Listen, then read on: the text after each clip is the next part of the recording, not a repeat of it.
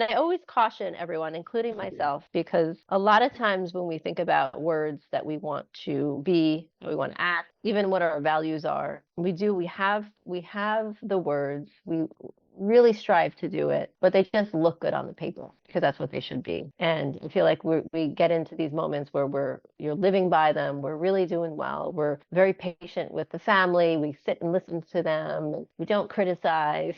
And we could go down the whole list of all the words that we chose or the values that we have. And then there are times, honestly, that we are just in a bad mood. We're irritable for whatever reason. We're super impatient. We don't take the time to sit with any of the kids or spouses or someone we're working with, whoever. And so we do go through these waves, and I think that's okay because I think sometimes we don't use these words for ourselves. We're really hard on ourselves, and every time we mess up, we're like, forget it. I'm supposed to be I'm supposed to be passionate, let's say, or compassionate, I should say. Supposed to be compassionate, and I lose it, and I don't care what people are feeling, whatever. And then we just kind of like throw in the towel and we move on. And we're like, just going to live my life. And I just encourage you to know, I mean, I know you know this already, but it's just another reminder, is that when we do mess up, just start over, just start over. We're going to have good times. We're going to have difficult times. We're going to have patient times. We're going to have those awful impatient moments where we're nervous about something and we take it out on everyone else. And so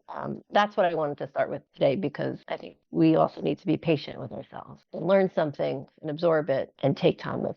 Said something about maybe when you were younger or something that you were taught to think before you speak. And that's a very common phrase, obviously, think before you say things, obviously. And it's common sense, obviously. It's like, okay, let me think about what I'm about to say. But a lot of us just say, oh, there I go again. And we do that for years and years and years, and we never actually do anything about it. And, we know people in our lives that it's almost like they don't want to change, but they have to say it out loud. Oh, there I go again, my mouth. It's like, well, do you want to change or do you want to keep doing that? And I think it's the moment where we're like, all right, I have a decision to make. I'm actually going to think about what I'm about to say every time I talk, or I'm not. And I'm going to be fine with how I am.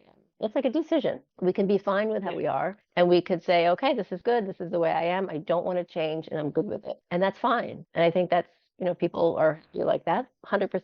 I agree. Stay there. But that's a decision to make. And I think that's something to think about. But it does take work. I put all of your, and I wasn't really looking at who wrote what, but I was putting the words that you wrote. And I think this is a good practice for us in a sense, because we have our words that we want to be, how we want to be toward other people, even ourselves, maybe at work or wherever we are. And every relationship is a little bit different. And so one of you wrote intentional. And the question is, where or with who do you have to be more intentional? And so that could be for all of us, because I think sometimes we take people for granted. Maybe it's our spouse, maybe it's our kids, maybe it's whoever it is in our life. And I think we could take all of the words that everyone writes and benefit from them. And so that's a good word to start with. So just curious, who do you have to be more intentional with? I wonder if just for a couple of days, we become super curious in a good, positive way about other people. So I wonder what Dad was doing today. I wonder what you know what I mean? I wonder what my wife did all day today, and actually be curious in a sense of wanting to know what her life is like, when you're not there.